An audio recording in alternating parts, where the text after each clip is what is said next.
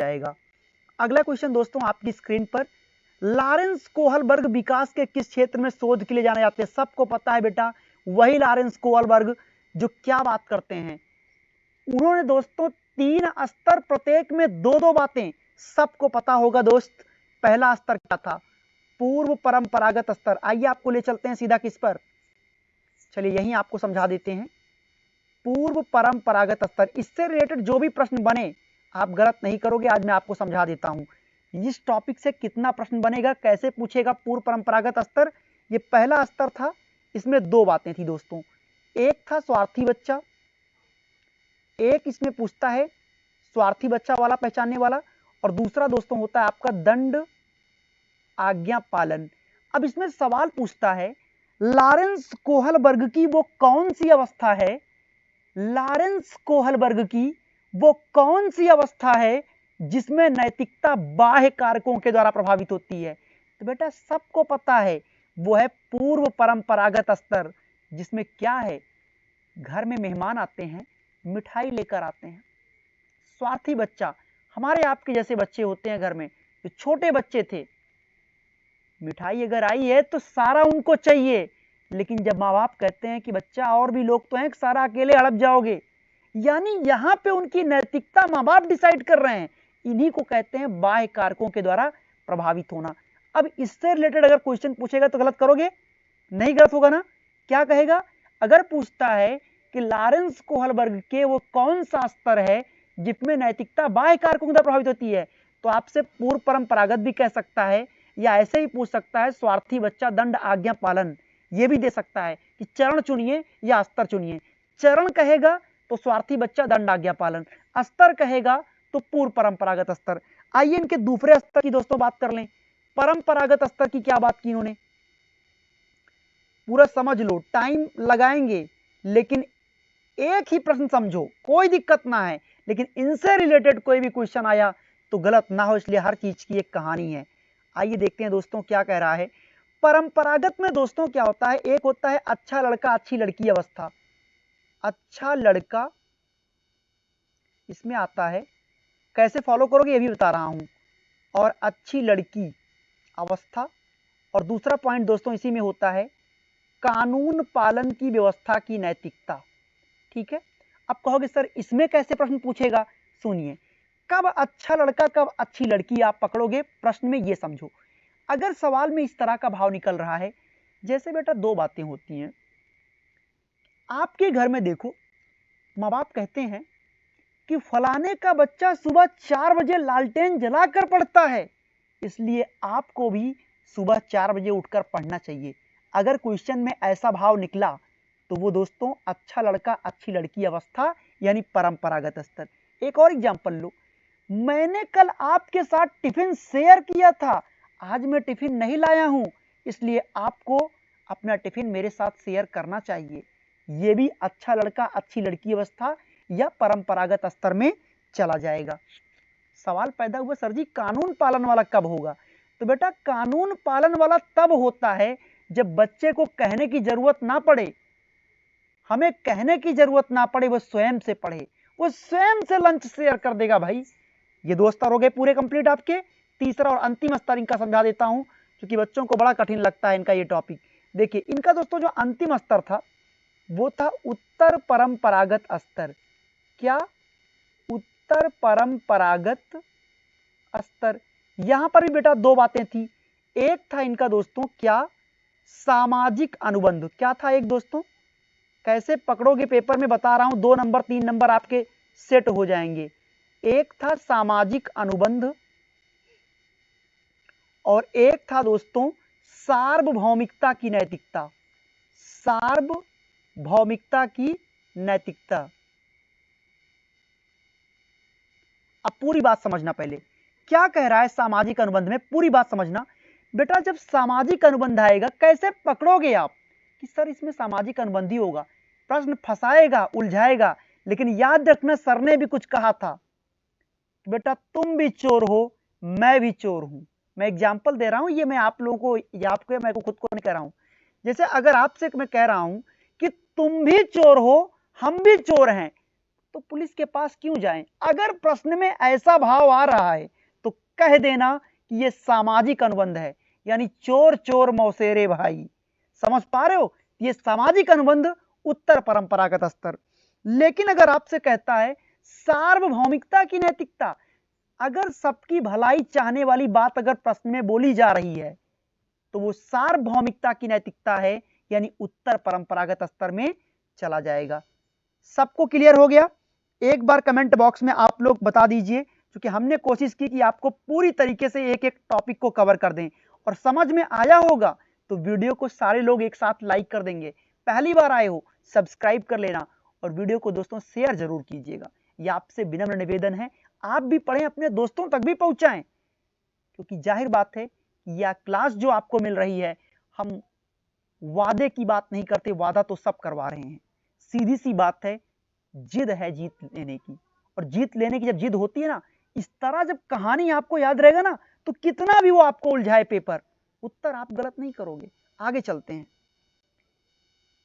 Question number 8 पे आ जाओ दोस्तों। निम्नलिखित में से कौन सा मानव के विकास का क्रम ठीक सा है? बेटा आपको भी दिखा होगा, शैशवा, बाल्या, किशोरा, प्रौढ़ा, फिर शैशवा। भाई सबसे पहले शैशवा आएगा, फिर बच्चा बाल्या में पहुंचेगा, किशोरा मरेगा, फिर प्रौढ़ा, फिर शैशवा। That means option number B. Colour में चेंज कर लेता हूं, एक सेकेंड। चलिए आगे चलते हैं आपको लेकर दोस्त।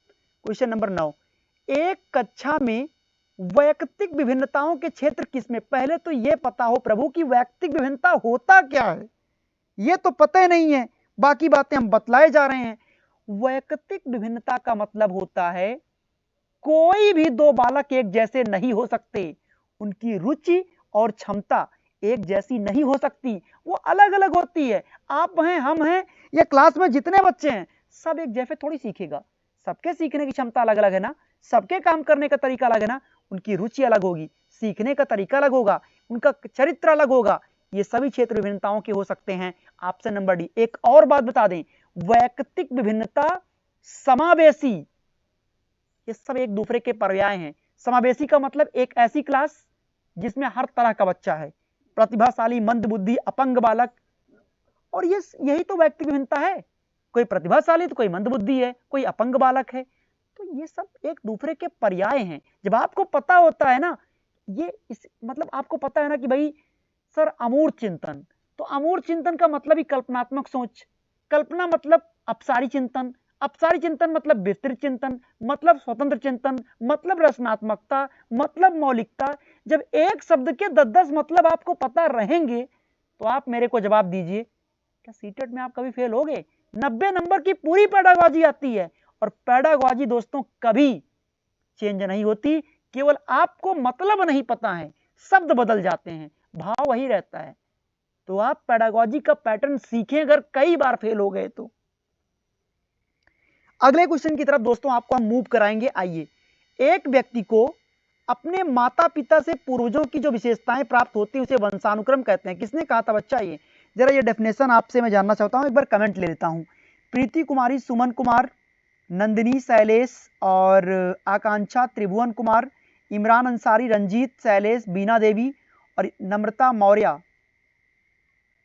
अच्छा जी, नाम लेते हैं कि नहीं? नाम लेना बहुत इंपॉर्टेंट है बेटा, क्या बात है ना खैर, अच्छा आपकी किस्मत आप लोगों की बड़ी अच्छी है कि जो लोग बीपीएससी में भी भर्ती होना चाहते हैं, इसको सीटेट कितना प्यारा है, बड़ा खूबसूरत सा बच्चा है सीटेट, मतलब टाइम पर आ गया। यानी कि जूनियर शिक्षक भर्ती में भी या प्राइमरी शिक्षक भर्ती जो भी आपकी आ रही, सब में वैलिड ऑफ हो गए। दिसंबर के सीटेट वाले वैलिड हो गए बीपीएससी में, क्योंकि उसका भी रिजल्ट फरवरी तक आएगा, इसका भी रिजल्ट फरवरी में आएगा। तो जम कर तैयारी करिए, इस तरह पढ़ो कि सीटेट से ही बीपीएससी भी कवर हो जाए। राइट उत्तर आपने अभी तक किया नहीं, सब कुछ बातें हो गई। सही उत्तर होगा दोस्तों पीटरसन। अगला क्वेश्चन, कौन सा सीखना दोस्तों अस्थाई होता है? ये तो आप लोग बताओगे, ये मुझे नहीं पता है। कौन सा सीखना अस्थाई होता है? दोस्तों रटकर सीखा नहीं जाता, समझकर आप सीखोगे अस्थाई तो होगा, पर ढंग से नहीं। सुनकर क्या सीखोगे? प्रभु सीटेट में प्रश्न में आता है कि प्रत्यक्ष रूप से प्राप्त ज्ञान अस्थाई होता। क्यों? जैसे मान लो आपने किसी को देखा, आप ट्रेन में बैठकर कहीं जा रहे हो, आपने किसी सुंदर सा दृश्य को देख लिया, सुंदर से व्यक्ति को देख लिया, आपको उस व्यक्ति का आईना व प्रतिबिंब आपके दिमाग में बन जाता है ना, भूलते थोड़ी हो आप लोग। जाहिर बात है, आप किसी मंदिर को देखें, आप किसी विशेष प्लेस को देखें, उसका इसीलिए देख कर जो आप करते हो वो चीजें आपके दिमाग में अस्थायी रूप में बैठ जाता है। Right answer option number D है ना। शैलेश कुमार, प्रियंका, रंजीत और शम्स फैजल, रीमा यादव, विजय प्रकाश, ऋचा मिश्रा, पिंकी रावत, स्नेहा त्रिपाठी, विजय प्रकाश। और दोस्तों प्लीज आपसे निवेदन है कि आप लोग ज्यादा से ज्यादा शेयर करते रहें। अगला क्वेश्चन,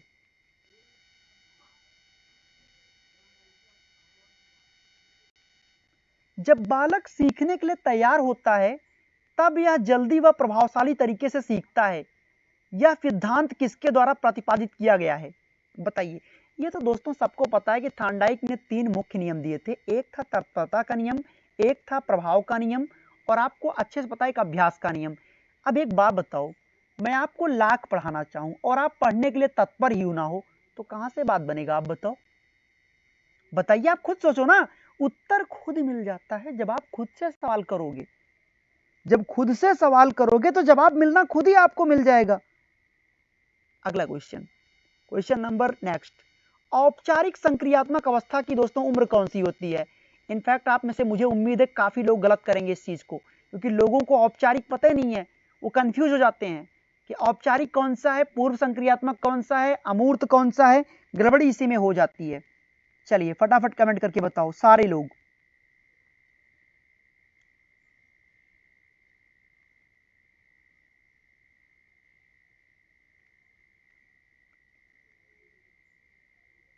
वेल डन, बहुत बढ़िया, ठीक है। औपचारिक संक्रियात्मक बेटा होता है, उसी का नाम है अमूर्त संक्रियात्मक अवस्था। अमूर्त का मतलब जो चीजें आप ना देखो तो भी आप बातों को कह सको। हमने आपसे कहा था कि आप एक दुकानदार के पास गए, उस आपने कहा कि भैया आप मुझे 100 रुपए आप लेकर गए। आप कहते हो कि मेरे को 2 किलो कह सकते हो कि आप चीनी दे दीजिए, तो आपको उसने चीनी दिया। आपने दिमागी कैलकुलेशन किया कि यार 44 दूनी 88 और 12 रुपए मेरे को ये वापस करेगा। तो क्या आपने कॉपी पेन लेकर वहां बैठे? ये जो दिमागी कल्पना आपने कर लिया वही होता है कल्पनात्मक सोच। उसी को कहते हैं अमूर्त चिंतन, उसी को कहते हैं विस्तृत चिंतन, इसी को कहते हैं रचनात्मकता, इसी को कहते हैं मौलिकता। तो ये उम्र कौन सी होती है, सबको पता है, 11 वर्ष के बाद। क्योंकि ये आपका संवेदी पेशी, ये पूर्व संक्रियात्मक, ये मूर्त संक्रियात्मक, और 11 वर्ष के बाद दोस्तों आपका शुरू होता है औपचारिक संक्रियात्मक अवस्था। अगला क्वेश्चन दोस्तों आपकी स्क्रीन पर आइए, दिखाते हैं आपको। सीखने की क्रिया में सबसे महत्वपूर्ण कारण क्या साबित हो सकता है। सीखने की प्रक्रिया में सबसे महत्वपूर्ण कारक, वातावरण तो बड़ी अच्छी बात है, सीखने वाले की बुद्धि भी ठीक है, लेकिन भैया उद्देश्य में जब आपके दिक्कत है तो प्रॉब्लम हो जाएगी। उद्देश्य की प्रबलता होना प्रबल जरूरी है।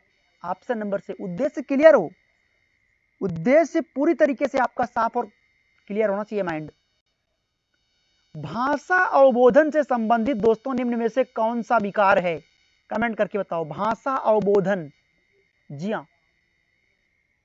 डिसलेक्सिया, और या फिर आप कह सकते हो वाक संबंधी रोग एस्पीसिया, भाषाघात मतलब अफेजिया, चलाघात मतलब एप्रॉक्सिया। तो बहुत से हैं, डिसलेक्सिया, डिस्ग्राफिया, डिस्कैल्कुलिया, डिस्प्रैक्सिया। तो देखो समझो, अगर भाषा को अवबोध करने में प्रॉब्लम आ रहा है बेटा तो ये अफेजिया होता है, जिसको हम लोग कहते हैं भाषाघात, भाषाघात। अगर पढ़ने में प्रॉब्लम है तो डिसलेक्सिया, लिखने में समस्या है तो डिस्ग्राफिया, गणित में कैलकुलेशन में प्रॉब्लम आ रही है तो डिसकैल्कुलिया, और जिसको इन तीनों में प्रॉब्लम आ रही है उसको कहते हैं डिस्प्रैक्सिया। क्या समझे, डिस्प्रैक्सिया। अगला प्रश्न आपकी स्क्रीन पर, तो आइए आपको लेकर चलते हैं नेक्स्ट क्वेश्चन की तरफ। क्वेश्चन के नंबरिंग पर ध्यान नहीं देना है आपको, सीधा क्वेश्चन पर ध्यान देना है। बालक पर वातावरण का किस चीज पर प्रभाव पड़ता है। शादी का अंतर प्रभाव, मानसिक विकास। बेटा देखो ऐसा है ना कि बालक के वातावरण पर हर चीज का प्रभाव पड़ता है, ऐसा नहीं है सिर्फ शादी के अंतर का ही प्रभाव, सर हर चीज का पड़ता है। तो ऑप्शन नंबर डी को कीजिएगा। यह हमने आपको पहले ही बताया था, ए वाले ऑप्शन का यहाँ कोई मतलब नहीं है, ध्यान दीजिए इस चीज का, यह आंसर आपका बिल्कुल गलत है। वातावरण का बालक पर प्रभाव पड़ेगा, वातावरण बेहतर नहीं होगा तो क्या बुद्धि विकसित होगी बेहतर तरीके से, या अगर वातावरण स्वच्छ नहीं है तो क्या वो प्रभाव बेहतर हो पाएगा? जी नहीं। तो सारी चीजें प्रभावित करेंगी। ऑप्शन नंबर डी करेक्ट कर लीजिए आप लोग। नम्रता मौर्य, किट्टू, शम्स फैजल आर्यन, छाया चौधरी, ममता यादव और शुभम दुबे, रिंकू सुनीता, आकांक्षा मिश्रा, विजय प्रकाश, रेणु कुमारी, शैलेश कुमार, प्रियंका झा, त्रिभुवन कुमार, सुमन कुमार और हमारे सभी प्यारे भाई बहन। अगला क्वेश्चन, भाषा विकास के विभिन्न अंग निम्न में से कौन से हैं? दोस्तों भाषा विकास क्या है? भाषा का मतलब किसी व्यक्ति के बोले जाने वाली भाषा को आप समझ सको, सुनकर समझ सको, उस पर अपनी प्रतिक्रिया दे सको, तो उसके अंग कौन है? भाषा का अंग होता है अक्षर ज्ञान, सुनकर समझना, अक्षर ज्ञान होगा तभी समझ पाओगे, उत्पन्न करने से भाषा उत्पन्न होना। ठीक बात है, ऑप्शन नंबर डी। अगला क्वेश्चन, विकास में होने वाले परिवर्तन के प्रमुख प्रकार कौन से हैं? कमेंट करके सारे लोग बताएंगे। विकास में होने वाले परिवर्तन के प्रमुख प्रकार कौन से हैं? आकार में परिवर्तन, अनुपात में परिवर्तन। बेटा मैं आपको दो बातें बताया था, हमने कहा जिस विकास को आप समझते हो विकास नहीं होता, विकास केवल एक बार होता है और वृद्धि विकास में ही समाहित है। कहोगे सर कह तो आपने बड़े अच्छे से दिया, साबित कौन करेगा? तो बेटा हमने कहा कि बच्चा बोलना एक बार सीखता है, इसे विकास कहते हैं, लेकिन डे बाय डे, दिन प्रतिदिन उसके शब्द भंडार में जो वृद्धि होती जा रही है उसे वृद्धि कहते हैं। कहोगे सर ये क्या बात हुई, कोई और एग्जांपल दो। हमने कहा कि बच्चे को आंख, नाक, कान, हाथ, पैर एक बार मिलता है, इसे विकास कहते हैं, लेकिन हाथ का बढ़ना, लंबाई बढ़ना वो आपका वृद्धि होता है। लेकिन मैं फिर कहूंगा कि वृद्धि विकास से अलग नहीं है, विकास में ही वृद्धि समाहित है, क्योंकि आपका पूरा शरीर एक विकास है और शरीर की लंबाई, चौड़ाई, इन सब का बढ़ना वृद्धि है।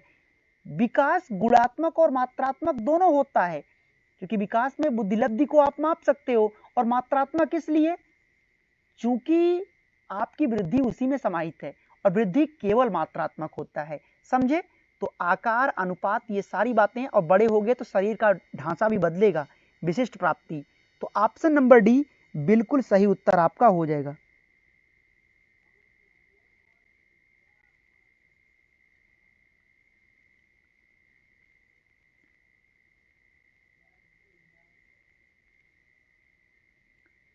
चलिए बहुत बढ़िया, शानदार आंसर आप सभी के द्वारा। और अगर आप में से अगर किसी को कोई बात नहीं समझ आएगी तो कमेंट बॉक्स को भर दीजिएगा। क्वेश्चन नंबर 4, लैमार्क ने निम्न में से दोस्तों किस चीज का अध्ययन किया था? लैमार्क, वही लैमार्क। जी हाँ दोस्तों, फटाफट कमेंट करके आप लोग बताएंगे। स्कूल का, वातावरण का, समाज का या वंशानुक्रम का? कमेंट करके सारे बच्चे बताएंगे। लैमार्क ने किस चीज का अध्ययन किया?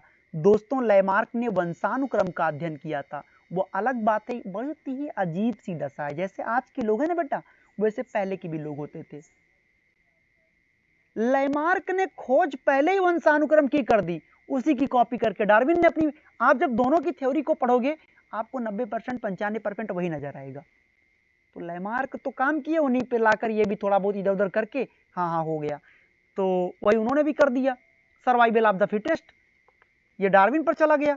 तो ऑप्शन नंबर 4, क्वेश्चन नंबर 4 का ऑप्शन नंबर डी आपका सही हो जाएगा। अगला क्वेश्चन,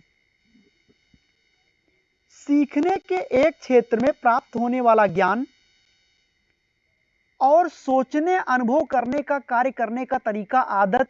बेटा एक चीज मैं आपको एक और ट्रिक बताया था, जिस ऑप्शन में पूरा जीवन आ जाए, या सॉरी जिस प्रश्न में पूरा जीवन आपका आ जाए, या उस क्वेश्चन में कहीं अगर आदत शब्द लिखा है तो बेटा 99% वो परिभाषा क्रो एंड क्रो की होती है।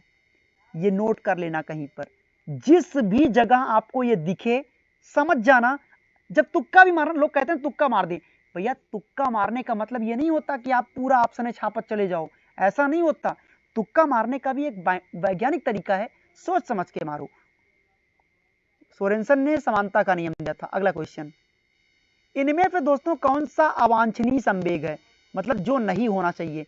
संवेग का मतलब क्या है, आपका हंसना, आपका रोना, आपका चिल्लाना, आपका मुस्कुराना, ये सब संवेग है। संवेग कब हावी होगा, जब कोई बात संज्ञान में आएगी। इसका मतलब क्या हुआ कि संवेग और संज्ञान दोनों भाई बहन हैं।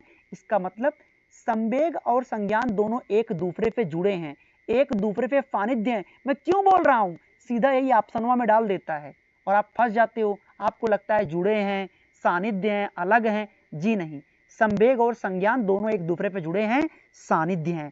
अब इनमें कौन सा भैया ठीक नहीं है, तो होता दगा। दगा तो अवांछनीय, ये कौन चाहता है। वांछनीय मतलब जो जरूरी है, जो ठीक है, अवांछनीय जो आवश्यक नहीं है भाई। शुभम दुबे, चांदनी केसरी, बीना देवी, राजकुमार, दिव्या, वीर मधु, रंजीत पासवान, दीपक त्यागी और रीमा, किट्टू, केसरी सिंह, सभी को दोस्तों समझ में आ रहा है या नहीं आ रहा है, एक बार कमेंट बॉक्स में यस टाइप कर दीजिएगा।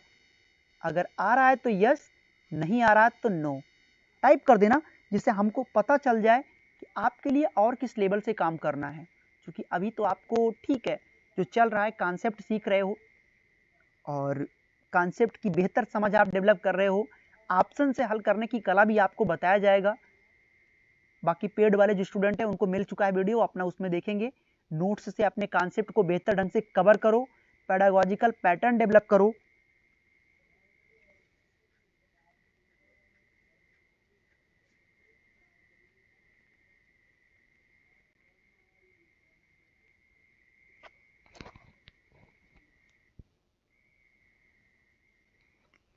चलिए शुक्रिया, आपको समझ आए वही बहुत बड़ी बात है। अगले क्वेश्चन पाइए, बालक के विकास की प्रक्रिया में विकास की शुरुआत कब से होती है। तो भैया विकास तो जन्म के पूर्व ही हो जाती है, सीधी सी बात है, वो तो गर्भावस्था में होता तभी से शुरू हो जाता है। अगला क्वेश्चन, निम्नलिखित में से कौन सा बालक के विकास को दोस्तों प्रभावित करता है, बताइए आप लोग कमेंट करके।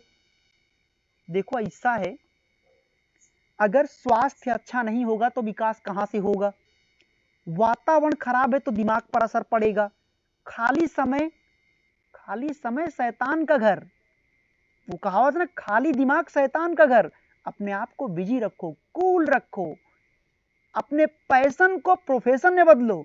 पढ़ाई आपका एक पैशन है, टीचर बनना आपकी एक कहते नहीं आकांक्षा है, इच्छा है, वो बदल जाएगा उस चीज में। बस सकारात्मक तरीके से काम करो। ऑप्शन नंबर डी बिल्कुल सही उत्तर आपका दोस्तों हो जाएगा, है ना। तो आइए ले चलते हैं नेक्स्ट क्वेश्चन की तरफ। वृद्धि क्या होती है भाई, तो ये तो सबको पता है, वृद्धि आंतरिक रूप से भी होता है, बाह्य रूप से भी होता है। वृद्धि का मतलब शरीर के अंदर भी ग्रोथ होता है और बाह्य लेवल पर भी होता है, तो दोनों बातें हैं। वृद्धि केवल मात्रात्मक होती है, समझ पा रहे हो कि नहीं। एक चीज मैं आपसे और पूछूंगा कि वृद्धि मूर्त होता है कि अमूर्त होता है, जरा कमेंट करके बताओ। सारे बच्चे कमेंट बॉक्स को भरें, जरा कुछ दिमाग लगाओ।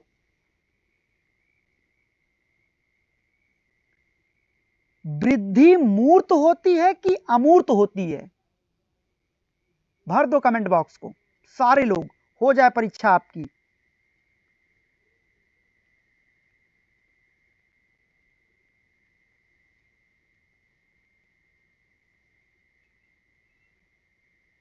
देखते हैं कितने लोग आज सही करेंगे। ऐसे पूछेगा वो आपसे तो आपको यही नहीं पता होगा कि भैया मूर्त क्या होता है, अमूर्त क्या होता है।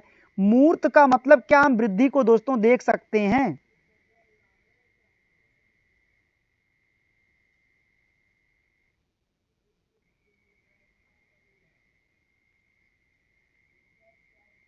ठीक है, ठीक बात है, बिल्कुल बिल्कुल देख लेते हैं कितने लोग ठीक करते हैं। बेटा मूर्त का मतलब जिस चीज को आप देख पाते हो, वो होते आप देख सको। और अमूर्त का मतलब वो चीजें हो रही हैं लेकिन आप देख नहीं सकते हो, वो केवल महसूस करने का विषय है। तो कमेंट करके बताइए आप सब लोग जल्दी से, ग्रोथ जो होता है।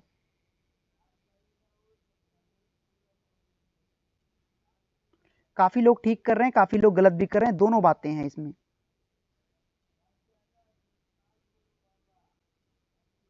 दोस्तों देखिए, मैं आपको बताता हूं, दो बातें आपको यहाँ पे जानने की बहुत जरूरी होती है कि मतलब ऐसे आपसे पूछेगा बुद्धि क्या होता है, ये भी आपको समझना पड़ेगा। तो जैसे बुद्धि है वो भी अमूर्त होता है, तो वृद्धि जो आपका होता दोस्तों ये भी अमूर्त ही होता है। आपका शरीर कब से कब कैसे बढ़ता गया, देखो ऐसा कोई ग्रोथ लेवल, आप पहले इतने बड़े थे, धीरे धीरे इतने बड़े हुए, फिर आप इतने से इतने हो गए, फिर इतने से आप कितने पर गए, इतने होते गए। तो ये महसूस करने का सब्जेक्ट है प्रभु, आप देख नहीं सकते हो दोस्त, ये छोटी सी बातें हैं लेकिन समझना काफी इंपॉर्टेंट होता है। अगला क्वेश्चन, निम्नलिखित में से कौन सी ग्रंथि अगर दोषपूर्ण हो जाए तो लैंगिक विकास उचित रूप से दोस्तों नहीं हो पाता, भर दीजिए कमेंट बॉक्स को। ये आपके ऑनलाइन एग्जाम में पूछ लिया था सीटेट में।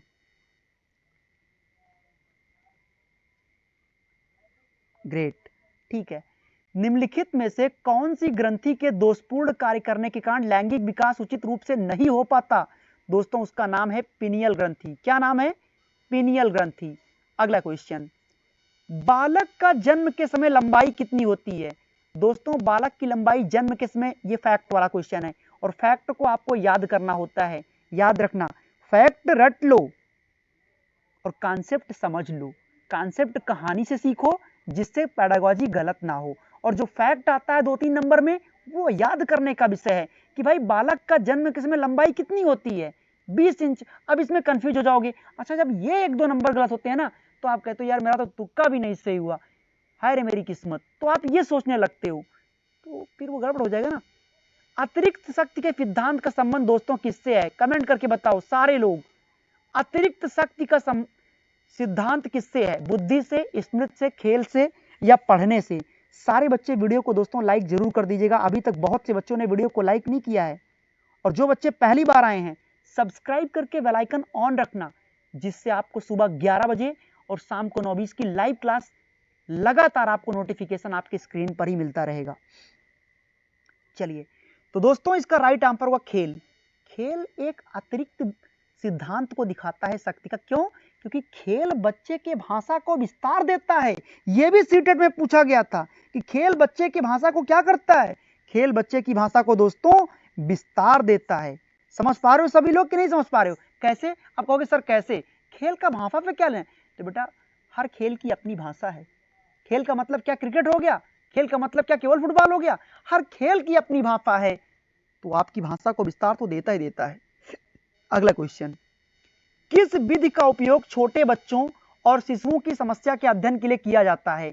साक्षात्कार निरीक्षण विधि, प्रयोगात्मक विधि या दोस्तों प्रश्नावली विधि? कमेंट करके सारे लोग बताएंगे। तो बेटा इसका राइट आंसर होगा, जब आप कमियों का पता करते हो तो निरीक्षण करते हो। ध्यान रखना, उपचारात्मक में कमियों का पता चल चुका होता है, निरीक्षण में आप कमियों का पता लगाते हो। अगला क्वेश्चन, प्रथम बाल निर्देशन केंद्र किसके द्वारा खोला गया था? काफी इंपॉर्टेंट है ये, काफी इंपॉर्टेंट फैक्ट होगा ये। प्रथम बाल निर्देशन किसके द्वारा खोला गया? प्लेटो के द्वारा, विलियम हीली के द्वारा, डार्विन के द्वारा या रूसो के द्वारा? दोस्तों सही उत्तर होगा विलियम हीली, याद कर लो, रट लो इस बात को। अगला क्वेश्चन, मोरिनो ने किस विधि का उपयोग सर्वप्रथम सामूहिक मनोबल के मापन के लिए किया था? भर दीजिए, आप सबको पता होगा J.L. मोरिनो, ये समाज मिति विधि को दिया था जो व्यक्तित्व के मापन के लिए था, और व्यक्तित्व के मापन को ही मनोबल के रूप में देखा गया। समाज मिति विधि पे दोस्तों इनका संबंध है। तो बेटा ये था आपका आज का सेशन, टॉप 30, 15 ऊपर 15 आपके, फिर उसके बाद नीचे से मैंने क्वेश्चन करवाए। तो इस तरह से आपके टॉप 30 हो गए। आई थिंक वीडियो आपको पसंद आया होगा, कुछ कमियां रह गई तो एक एक करके सारे लोग अपने डाउट्स को कवर कर सकते हो। बाकी उन बच्चों के लिए आवश्यक सूचना है जो बच्चे कई प्रयास कर लिए नहीं पास कर पा रहे हैं सीटेट, आप एक ही गलती बार बार ना करें, पेडागोजी का पैटर्न सीख कर जाएं, क्योंकि पेडागोजी कभी नहीं बदलेगा। आप हर शब्द के मतलब को समझें। तो आपको जो नोट्स एजुकेशन स्टडी पॉइंट के द्वारा प्रोवाइड किया जा रहा है, नोट्स से आप कॉन्सेप्ट की बेहतर समझ डेवलप करो, पेडागोजी का पैटर्न ही सीख लो, 90 नंबर वही दिला देगा। यहां तक कि ऑप्शन से हल करने की कला कोई संस्था नहीं देती आपको बैकअप के रूप में, कि ठीक बात है मैं सब कुछ पढ़ के गया, लेकिन फिर भी सर मान कर चलिए हो सकता अगर मेरी किस्मत खराब रही तो क्या करोगे आप? तो ऑप्शन से हल करना भी आपको इस नोट्स में बताया गया है। कैसे मिलेगा ये नोट्स? नंबर आपकी स्क्रीन पर 9653050981। आप इस नंबर पे डायरेक्ट कॉल या व्हाट्सएप पर सीधा मैसेज करके आप अपने नोट्स को बाई कर सकेंगे। याद रखिएगा, जो बच्चे अभी 10 से 11 के बीच में जुड़ रहे हैं और जो भी बच्चे रह गए हैं, आज अंतिम मौका आपके लिए होगा डिस्काउंट का। इसके बाद आप नॉर्मल प्राइस में फिर आपको वही जो लगता है वही आपको पे करना होगा। बाकी सभी का जुड़ने के लिए बहुत बहुत शुक्रिया, थैंक यू सो मच, बहुत बहुत आभार। कुछ बच्चे प्राइस पूछते हैं, मैं उनको बता देता हूं। 699 दोस्तों इसकी रियल प्राइस है, पर अगर आप अभी जुड़ रहे हो 11 बजे तक, 10 से 11 के बीच में अभी आप परचेज करते हैं, तो ये नोट्स आपको 499 में मिल जाएगा। ठीक बात है, तो चलिए चलते हैं, फिर मिलते हैं आपसे कल। हम कल दिन में मिलेंगे 11 बजे लाइव इसी चैनल पर। तब तक के लिए रखिए अपना ख्याल, स्वस्थ रहो, मस्त रहो, पढ़ाई को लेकर बिल्कुल एकदम सजग रहो। थैंक यू सो मच, बहुत बहुत आभार।